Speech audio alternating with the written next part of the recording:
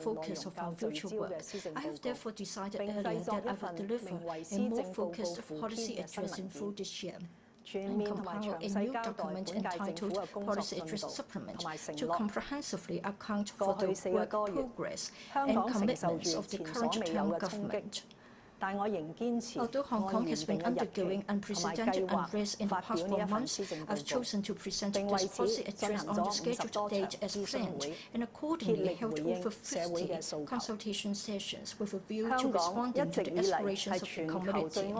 Hong Kong has always been one of the safest cities in the world, and being civilized, law-abiding, free, pluralistic and inclusive, and paying mutual respect are the characteristics that this Asia's world city takes pride in.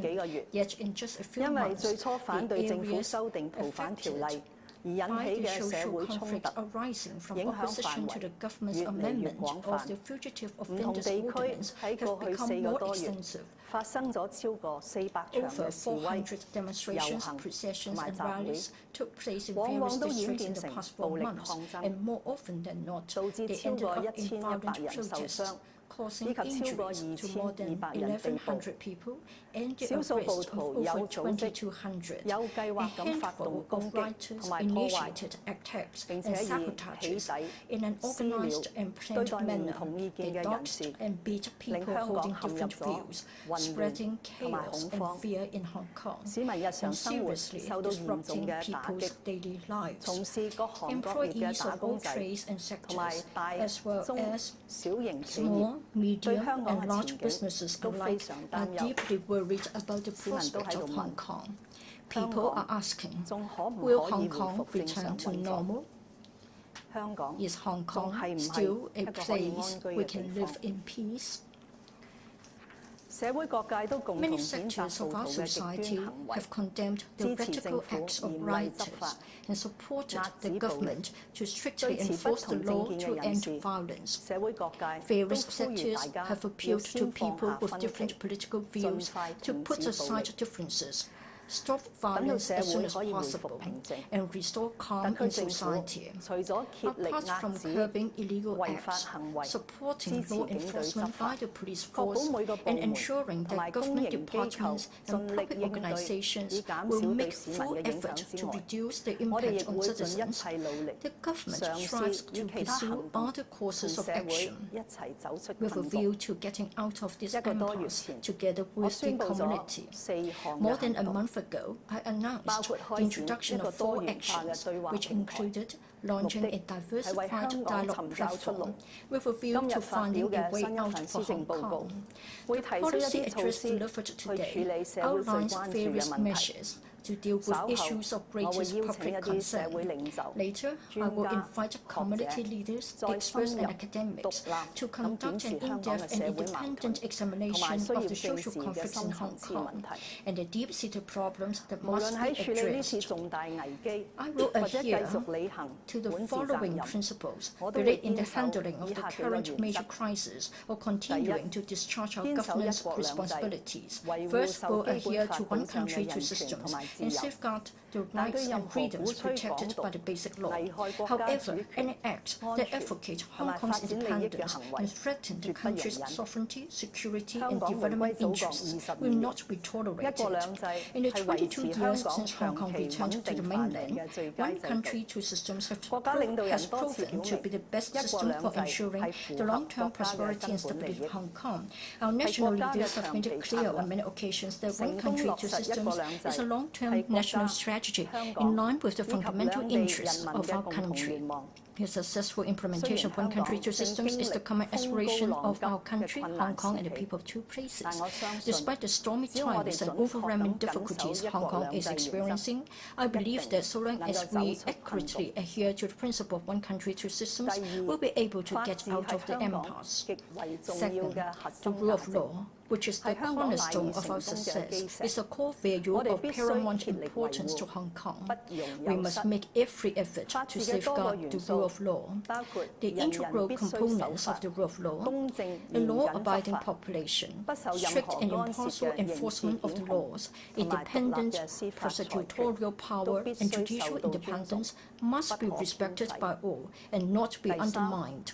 said, Hong Kong's institutional strengths are built up over time by different bodies and organizations, including the executive authorities, the legislature, the judiciary, the civil service, law enforcement and regulatory agencies, public service bodies, media organizations, etc.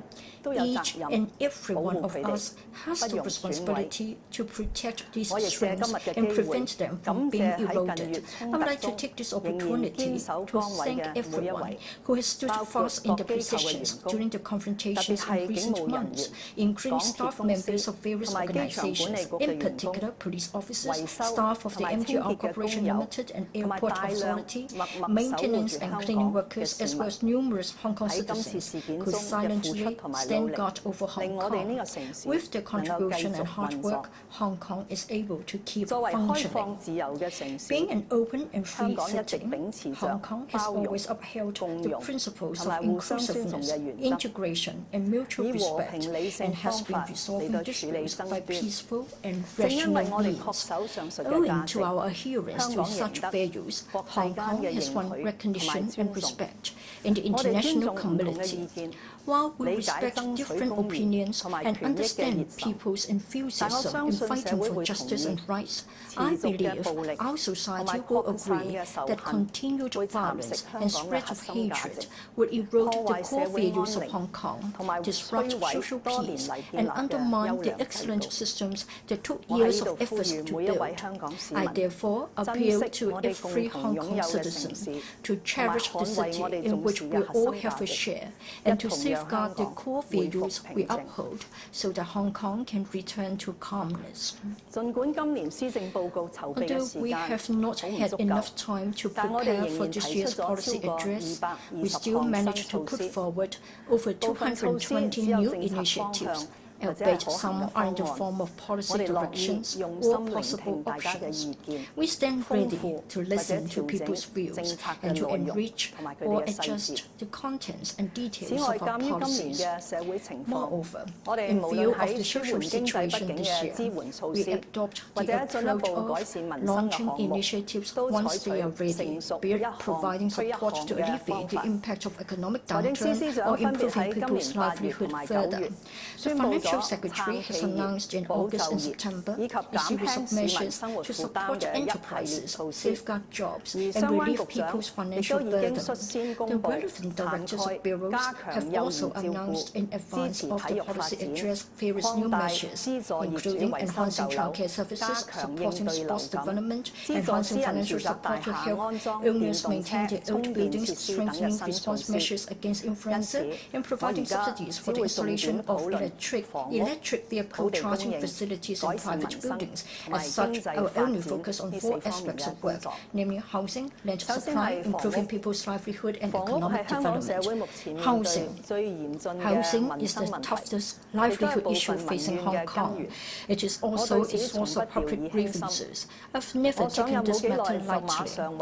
After taking office, I immediately defined the positioning of our housing policy, indicating clearly that housing is not simply a commodity, and that our community has a rightful expectation of the government to provide adequate housing. This is also fundamental to social harmony and stability. Therefore, the government has an indispensable role to play in this area. I understand that some families living in public rental housing (PRH) aspire to be homeowners. I have therefore regularized the Green Farm Subsidized Home Ownership Scheme (GSH) to provide subsidized sale flats (SSFs) that specifically catered for PRH tenants. About 2,500 flats were sold last year. Given the high property prices, which make it difficult for middle-income families to become homeowners, I'm aware of the demand for SSFs. I've therefore regularized the White Farm Secondary Market Scheme (WSM) and increased the quota gradually. I learned that young professionals with monthly salaries in the tens of Thousands are frustrated by the fact that they are unable to buy flats on the private housing market when prices are often over $10,000 per square foot. I therefore proposed the introduction of starter homes SH for Hong Kong residents and converted the private residential projects of the Urban Renewal Authority (URA) at Matawai Road into an SH pilot project for sale. We have proposed legislation to levy special rates on vacant first-hand private residential units to encourage developers to expedite the supply of completed flats in order to reduce hoarding. To ensure that the various types of SSFs are affordable for target households, I revised the mechanism in the middle of last year by delinking the selling prices of flats under the Home Ownership Scheme HOS from the market prices of private residential properties and adopting the affordability of applicants as a basis, while ensuring that at least 75%, up from 50% of the number of HOS flats for sale are affordable. Taking the HOS flats sold in 2018 and 2019 as an example, their selling prices will reach at about 52% and 59% of the market prices respectively, compared to the selling prices under the previous pricing mechanism. And based on estimates at the time, the two batches of altogether 9,300 newly priced HOS flats have resulted in savings of about $6.8 billion to the home buyers. Despite our significant efforts to adjust the housing policy, we may not have eased the minds of the general public. I hereby set a clear objective that every Hong Kong citizen and his family will no longer have to be troubled by or preoccupied with the housing problem, and that they will be able to have their own home in Hong Kong, a city in which we all have a share. PRH is a safety net for grassroots and low-income households to address their housing needs. The provision of PRH is not only a practical and effective way to alleviate poverty, it is also a basis for promoting the upward mobility of families. However, at present, the average waiting time for PRH is as long as 5.4 years. Those on the waiting list have to shoulder a heavy rent burden or to live in a very unpleasant environment for a long period of time. We must respond to this situation in a more vigorous manner, by expediting PRH development, optimizing the use of existing housing resources, or introducing more transitional housing. Housing is not just a matter of demand and supply. Very often, it is perceived to be an issue of social justice and allocation of resources. Some may ask whether the government will make more land available for public housing, allocate limited housing resources for those families most in need, or provide home buyers with more suitable financial arrangements so that they do not have to rely on extra mortgages provided by first-hand property developers and hence will have more choices in purchasing a property. Upon review at the end of last year, we have adjusted the public-private split of new housing supply under the long-term housing strategy for the next 10 years, from 60 to 40 to 70 to 30. However, this is a medium to long-term target, and when we can reach the target will depend on the pace of increasing land supply. I now put forward the 4 short and medium-term support measures. First, increasing the number of transitional housing projects substantially to provide a total of 10,000 such units within the next 3 years, to relieve the pressure of families living in unpleasant conditions and those waiting for PRH for a long time. These units will be built on temporarily vacant government land and public facilities, as well as land lent by private developers. The URA, the Hong Kong Housing Society, the Hong Kong Construction Association, and other organizations will provide professional advice and project management support to community groups participating in transitional housing projects. Moreover, the provisions set aside by the government will increase from the $2 billion announced earlier to $5 billion, fully manifesting the tripartite partnership of the community, business sector, and the government.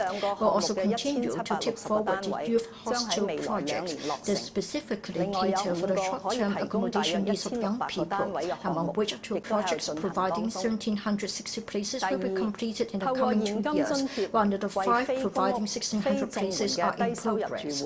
Second, offering relief for low-income households not living in PRH and not receiving comprehensive social security assistance (CSSA).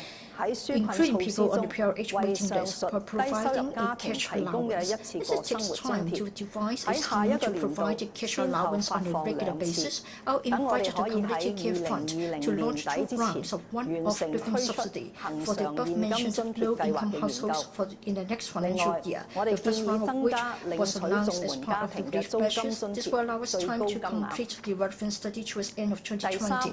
We'll also propose to increase the maximum rates of wage allowance for CSSA households. Third, I'll invite the Hong Kong Housing Authority (HKHA) to explore the feasibility of redeveloping its factory estates for public housing use, particularly to increase the supply of PRH units. Fourth, currently about 42,000 flats in the 39 estates under the Tenants Purchase Scheme (TPS), which are on average priced at about 20% of the assets market values, remain unsold. To further meet the home ownership aspirations of PRH tenants, I propose that the Housing Authority make active preparations with a view to accelerating the sale of such flats. Fifth, following the sale of about 8,600 HOS and GSH flats in 2019, we'll put up more such flats under construction for pre-sale. It is expected that as many as 12,000 HOS and GSH flats will be put up for sale in 2020 to meet the aspirations of the public as soon as possible. Sixth, with the provision of 3,000 WSM quotas this year, I suggest that the HA further raise the quota concerned in 2020 to meet the home ownership needs of more white farmers.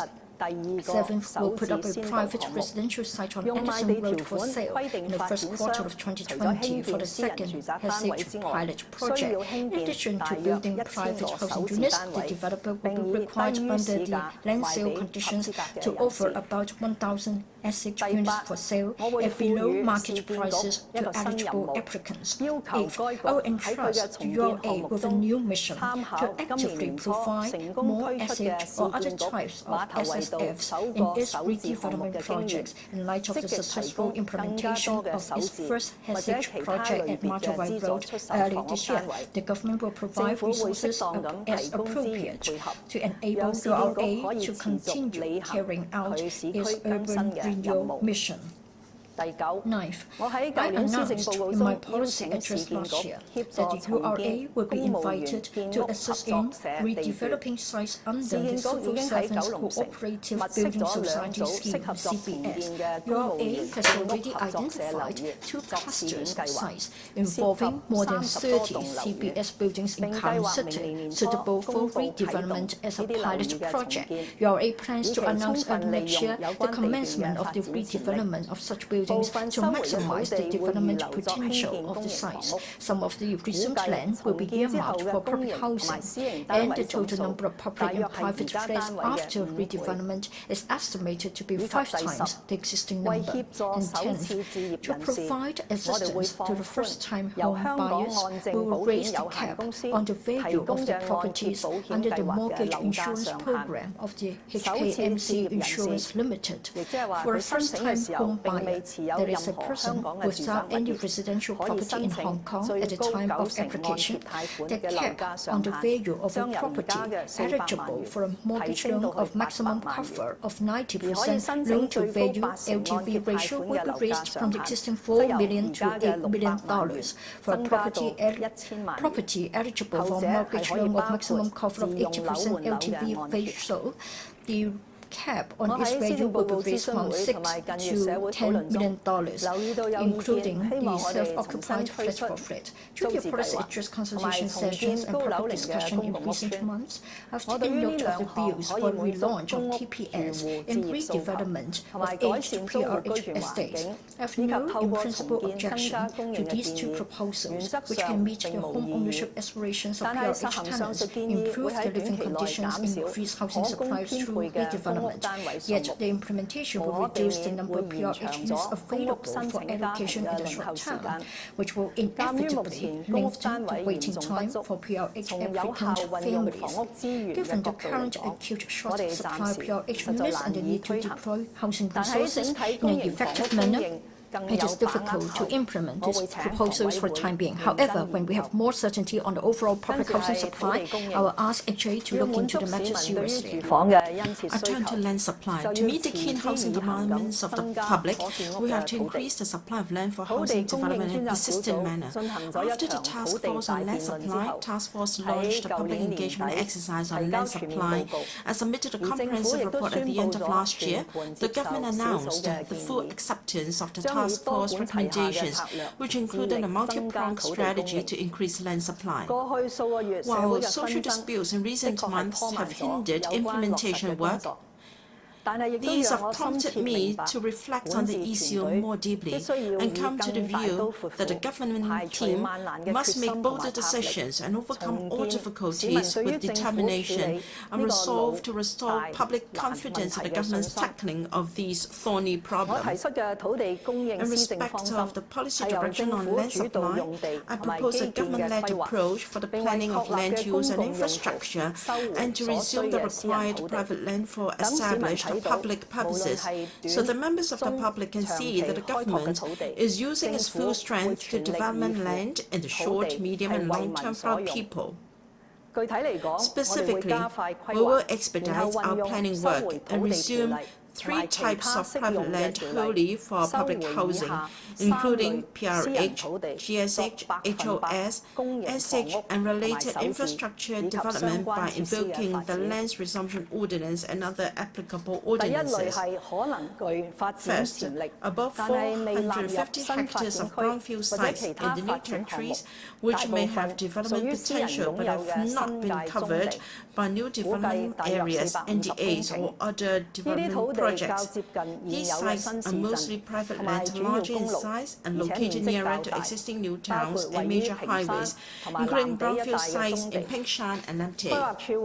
The Planning Department will accord priority to the study of 160 hectares brownfield sites that are closer to existing infrastructure and assesses their suitability for public housing development, with a view to commencing follow-up technical assessment by the end of this year.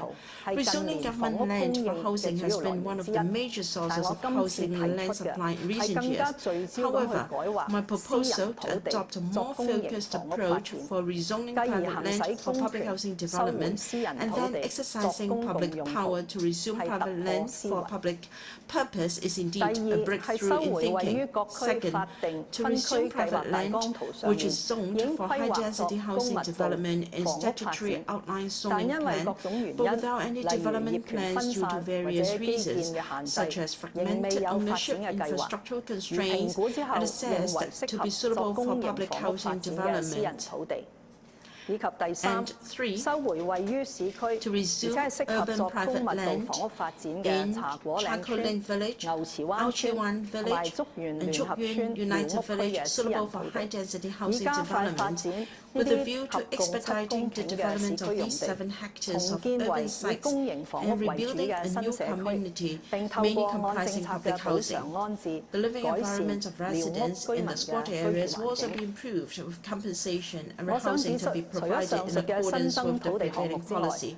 I wish to point out that apart from the additional land resumption projects mentioned above, a steady stream of land resumption projects under the Land Resumption Ordinance is in the pipeline, with works of Putul North, Fanning North, NDAs just commencing, upcoming large-scale development projects in Hongshui, Kyohachun, and Yunnan South, as well as a couple of public housing and other public works projects in the pipeline. We're given to understand that about 7 hectares of private land will be resumed, of which some 400 hectares is expected to be resumed in the next 5 years, significantly more than the 20 hectares resumed in the past 5 years. Apart from adhering to the current planning before land resumption mechanism, we also strive to provide supporting facilities at the district level and make proper housing and compensation arrangements. Given the importance of public transport infrastructure to housing development, we will expedite the implementation of projects proposed in the Railway Development Strategy 2014 and invite the MTR Corporation Limited to commence detailed planning and design for the Tongchong Line extension, Tuen Mun South Extension and Northern Link in the coming year, so the work on these 3 railway projects can commence as early as possible. We hope our approach of resuming land for public housing development will gain support from various sectors of the community. Apart from expediting the planning process, we will compress the time needed for technical studies and streamline relevant procedures such as rezoning, land resumption and engineering design to enable early completion of new housing units. On the other hand, the Development Bureau will soon announce details of the Land Sharing Pilot Scheme (LSPS) along the policy direction outlined in last year's policy address. Views of stakeholders will be gauged with the target of accepting applications early next year. Unlike other development modes of government land planning and government-initiated land resumption, LSPS will tap market force in planning and construction. We hope that this will release as soon as possible private lots with consolidated ownership, but not yet covered by government planning and study, so as to speed up short and medium-term housing supply. The government will facilitate infrastructural enhancement to allow higher development intensity and prescribe that at least 70% of the additional gross floor area gained shall be allocated for public housing or SH as intended by the government. As such, landowners have to carve out part of the land and hand them over to the government for the said housing development, while the remainder of the site can be retained for private housing development. The landowners concerned will be responsible for providing infrastructure and other community facilities necessary to support the housing development projects, and the associated construction costs will be deducted from the land premium. Taking into account public views, we propose to adopt a fair, robust and transparent vetting approval mechanism, under which applications subject to thorough examination by a multidisciplinary team of civil servants. Also, a newly established panel of advisors comprising members with credibility in society will provide advice. After that, the applications will be submitted to the Chief Executive Council for approval. All town planning and other statutory and administrative procedures will continue to apply, including the requirements for landowners to pay land premium at full market value for the private housing development and ancillary commercial facilities. LSPS will cover a period of 3 years, and the area of private land to be approved will be capped at 150 hectares. And note that individual property developers have recently announced that they will provide on land for housing development and other public welfare uses at no cost. This is a proactive act of shouldering a share of social responsibility. The government welcomes such act, but this will not affect the government's full strength in taking forward various land supply measures.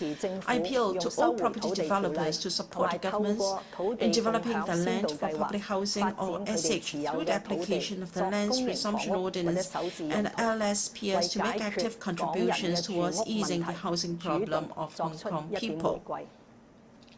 Land converted for housing development through a change of existing uses is not an inexhaustible resource. We have therefore accepted the multi-pronged strategy recommended by the task force, including reclamation in the central waters for developing the Kao Yi Chau artificial islands and other options of nearshore reclamation outside the Victoria Harbour. The reclamation in the central waters under the Mental Tomorrow vision will create a vast area of new land for comprehensive planning, which will serve as an important measure of land reduction in the medium to long term. The strategic transport infrastructural network connecting the artificial islands will relieve congestion of the West Rail and Tuen Mun Highway. The Kao Yi Chau artificial islands will not only provide 1,000 hectares of land for Hong Kong, but also space to build a brand new community for the next generation. I fully understand that some people in the community have concerns about the development of the artificial islands. For instance, why extensive reclamation is required, for whom new land supply and housing are provided, and how environmental protection and cost-effectiveness are ensured. We thus continue our efforts to explain the project objectives and directions of the technical studies to the public and establish a platform for various professionals and young people to take part in the formulation of measures in areas such as urban design, land use and smart and environmental friendly and sustainable development, and to explore how to link up the housing needs of Hong Kong people with housing development plans on the artificial islands. By doing so, we aim to ensure that housing development made possible by the Lantau Tomorrow vision is for our citizens and for Hong Kong. There is no conflict between the exploratory work and the commencement of detailed studies on reclamation. I sincerely appeal to the Legislative Council to approve the relevant funding applications in due course. In addition, we will plan the coastal development of Two Moon West, including securing funding to conduct a combined study on the development potential of 220 hectares of reclaimed land and Local Tan and about 220 hectares of coastal area at Two Moon West, under which the feasibility of developing the coastal areas, including the river trade terminal, into residential areas will be explored. As custodian of government, institution, or community GIC sites, the government should strive to optimize the use of such sites under the policy objective of identifying land to increase housing supply. We will review over 300 GIC sites with a total area of some 300 hectares currently earmarked for standalone public facility, and put forward concrete proposals for sites with no development plan, including developing multi-purpose public facility buildings under the single-site multiple-use model, developing residential projects and public facilities under a mixed development mode, or retaining them for specific government facilities. Meanwhile, to assist non-governmental organizations to optimize the underutilized sites, we will facilitate the redevelopment of low-rise buildings on these sites by providing support and introducing mixed residential education and welfare users. This will not only provide modernized facilities, but will increase the supply of various types of housing, including elderly housing, youth hostels, or transitional housing, etc. The above-mentioned projects regarding the development of existing land, the over 1,200 hectares of new reclaimed land, plus a total of around 950 hectares of planned NDAs, as well as over 80 sites that are in the process of pending rezoning the housing sites, are all important sources of land supply. In reality, however, every land development task is a challenge. Through the regular updating of the Hong Kong 2030 Plus towards a planning vision and strategy transcending 2030, and the annual review of supply targets under the long-term housing strategy, we will report to the public our implementation progress. We are determined to create home ownership opportunities for people of different income groups, such that they will happily make Hong Kong their home. In particular, we will strive to reduce the average waiting time for PRH for families and elderly singletons to meet the 3-year target of flat allocation. I sincerely appeal to you to support our work in land supply and housing. Improving people's livelihood. 150 initiatives to improve people's livelihood announced in my last 2 policy addresses have largely been completed or progressing on schedule. Recurrent spending on welfare and health care has increased by 29% in the past 2 years, amounting to $264.9 billion in the 2019-20 estimates. With limited public resources, our work to improve people's livelihood is not just a supply and demand question. It is also an issue of resource allocation that our society must face. To enable more effective and efficient use of public resources, I've advocated cross-sector and cross-professional collaboration, as well as public-private partnership, adhering to the principles of per child, per family, per work, respecting the choices of beneficiaries and embracing public health. The initiatives to improve people's livelihood introduced here are in line with these principles. I'd like to highlight a few of these here. Pro-child. To ensure the healthy development of every child, we have to put in place macro policies on education, healthcare and welfare, while addressing the needs of children of different backgrounds. In my last 2 policy addresses, I proposed measures to support children with special needs, because early intervention with rehabilitation services is of particular importance to their subsequent integration into mainstream education. Following the regularization of the on-site preschool rehabilitation services in October last year, we've increased the number of service places to 7,000 this month. We plan to further increase the number of service places by 1,000 each year over the next 3 school years to bring the total number to 10,000 to better meet the service needs of these children and give parents greater assurance with a view to enhancing zero waiting time pledge in my first policy address. Moreover, we will implement a 20-month pilot scheme in kindergartens or kindergarten-cum-childcare centres early next year, under which children with signs of special needs will be given early intervention services. We will strengthen the after-school care programme with a host of new measures, including adding 2,500 full fee waiving places, relaxing application eligibility, increasing subsidy level, providing extra subsidy for children with special education needs, streamlining means test procedures, etc. More than 5,700 students and their families are expected to benefit from these measures. Expenses for children starting a new school year pose a burden to many parents. As part of the $19.1 billion relief measures announced in August this year, the Financial Secretary proposed a one-off student grant of $2,500 for secondary day school, primary school, and kindergarten students, and proposed to regularize the provision of the student grant from 2020-21 school year with an annual grant of $2,500 for each student. The grant will benefit about 900,000 students in Hong Kong. To further support working families with lower incomes to achieve self-reliance and alleviate intergenerational poverty, we propose to raise all payment rates of the Working Family Allowance WFA.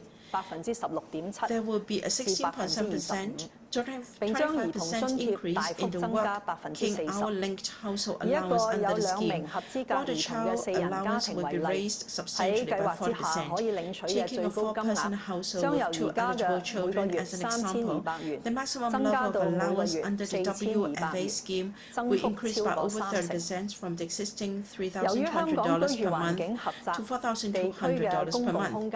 In view of the cramped living environment in Hong Kong, public open spaces and districts should provide interesting play areas for children. Upon completion of modification last year, the children's playground in Tumut Park is very popular with parents and children.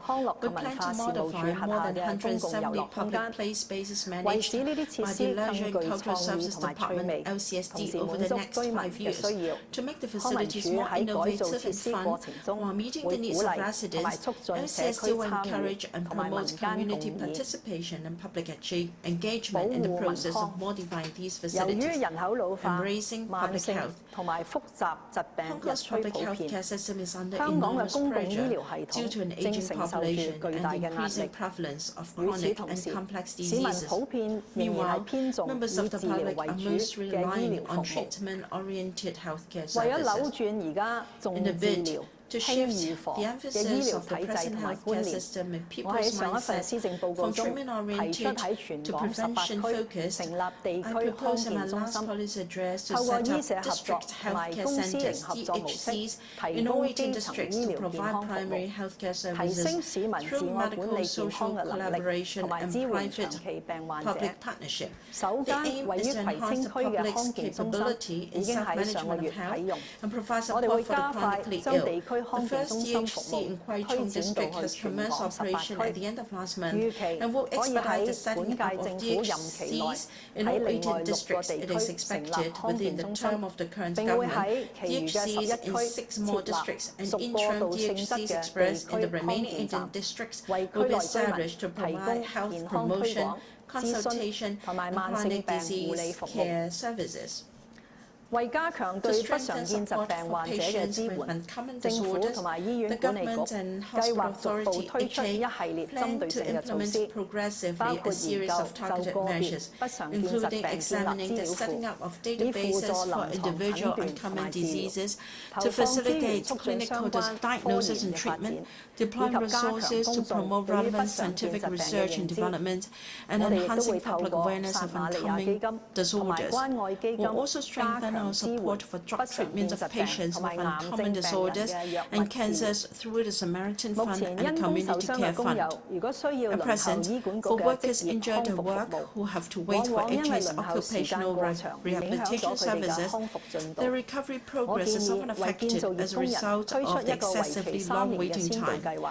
I propose to introduce a 3-year pilot program for construction workers, under which a case management approach will be adopted to provide private treatment and rehabilitation services for eligible employees injured at work in a timely and well-coordinated manner to facilitate the early recovery and return to work.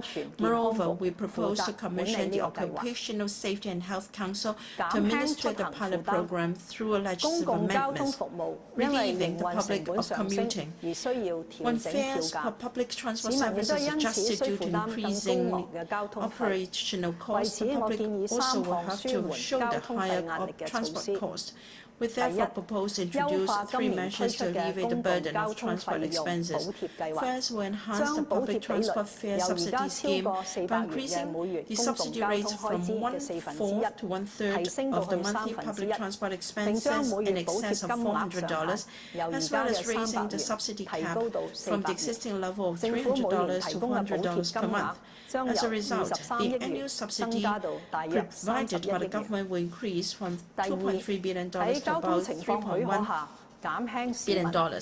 Second, when transport conditions permit, we will seek to reduce the cost of using governmental tunnels and control areas incurred by the public, public transport operators and transport trade. The successful commissioning of the Two-Moon Chaklap Link TMCLKL Subsea Tunnel and the Chongqing Olam Tin Tunnel TKO-LTT in the coming 2 years will enable the diversion of traffic to and from Lantau Island and Chongqing respectively, thus creating an opportunity for waiving the relevant tunnel tolls. We suggest waiving the tolls of the new TMCLKL Subsea Tunnel and the Lantau upon the commissioning of the TMCLKL Subsea Tunnel scheduled for the end of 2020, and similarly waiving the tolls of the new TKO-LTT and Chongqing Tunnel upon commissioning of the TKO-LTT scheduled for the end of 2021. Third, in view of the operating difficulties faced by the outlying ferry services in Hong Kong, the government has been providing special helping measures to 6 outlying island ferry routes since 2011 in order to maintain services and reduce impact of fare increases on passengers. We extend these measures to 8 other outlying islands ferry routes. A new expenditure for subsidizing these 14 ferry routes is about $260 million. We'll also replace the entire fleet of 11 ferry routes and introduce greener vessels within around a decade from 2021 in 2 phases, which involves the purchase of 47 new vessels to enhance service quality and promote environmental protection. Economic development. As a result of the intensifying trade tensions between the mainland and the United States, global economic growth has slowed noticeably since late 2018. The economic outlook of the mainland region has also been adversely affected. In the first half of 2019, the Hong Kong economy grew modestly by 0.5% year-on-year, the worst performance since 2009 recession. Foreign acts in recent months have aggravated the situation, posing an unprecedented challenge to our economy. Since July this year, there have been sharp reductions in visitors' arrivals and retail sales, a continued decline in exports, as well as deeply dampened business, investment and consumption sentiments. Since industries have reported the worst business performance ever, we considered that the Hong Kong economy has already slipped into technical recession since the third quarter. In mid-August, the government lowered the economic growth forecast for 2019 to 0 to 1%. The impact of the economic downturn in the labour market has surfaced gradually. The unemployment rates of the more affected sectors, such as retail, accommodation, and catering services, have been rising progressively, while labour demand in the import-export trade sector has weakened considerably. The local market has faced increasing pressure for layoffs in the near term. We're very concerned about the pressure borne by small and medium enterprises, SMEs, and members of the public amid an economic downturn. Apart from implementing the package of support measures announced in the past 2 months as soon as possible, we'll keep in view of the situation and, where necessary, introduce other measures to help enterprises and the public tide over difficult times. Sustained economic growth is an essential for our market and society to make steady progress and will enable the government to continue investing in the future and meeting public needs. Over the past 2 years, we have been actively expanding overseas markets. We doubled the number of free trade agreements, FTAs, signed with the economies and established in Bangkok, Thailand, Hong Kong's 13th Overseas Economic and Trade Office.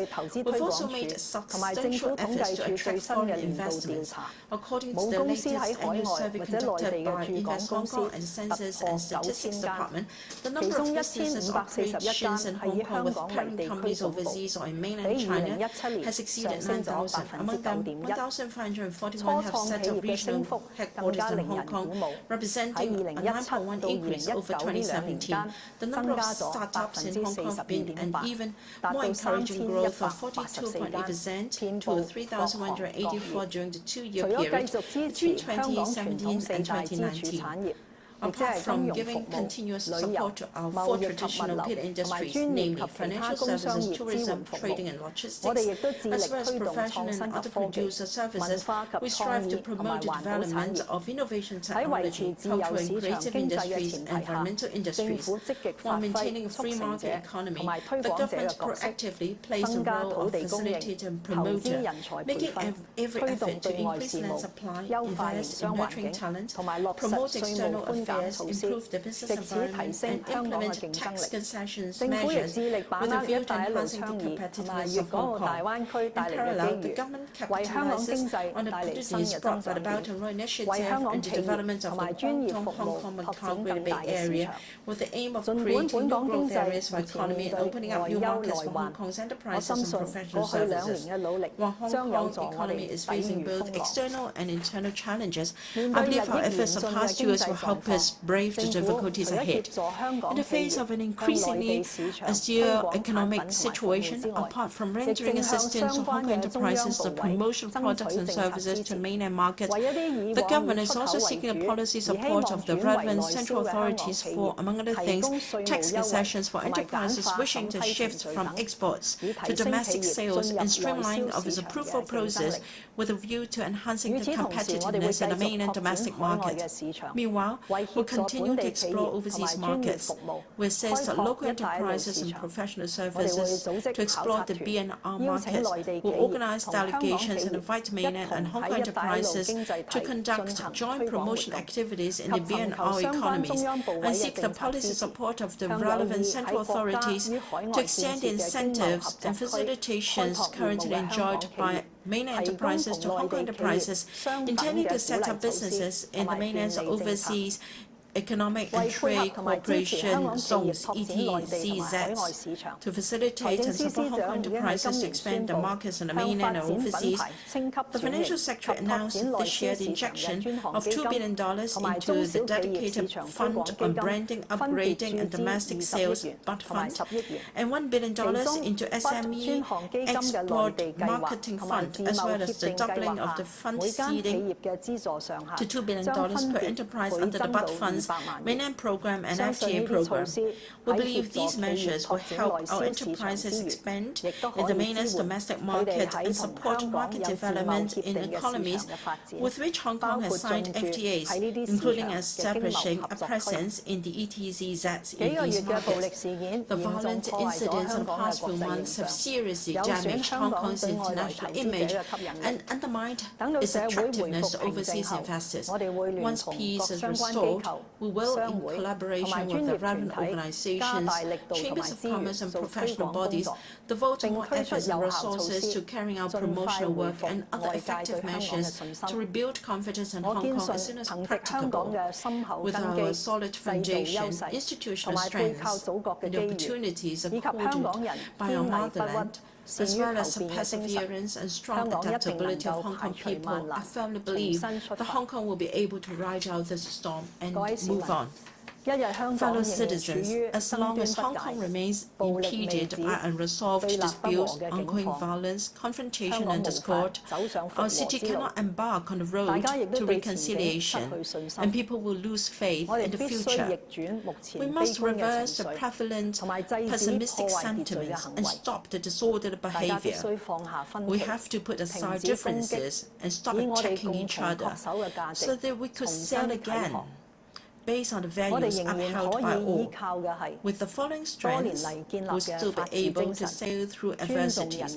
Our long-established core values such as the rule of law, respect for human rights, diversity and inclusiveness, freedom of expression, and effective administration are unique strengths under one country, two systems, and the comprehensive safeguards under the Basic Law. Hong Kong's status as international financial, transportation, and trade centers, as well as our internationalized business environment valued and recognized by overseas and mainland enterprises.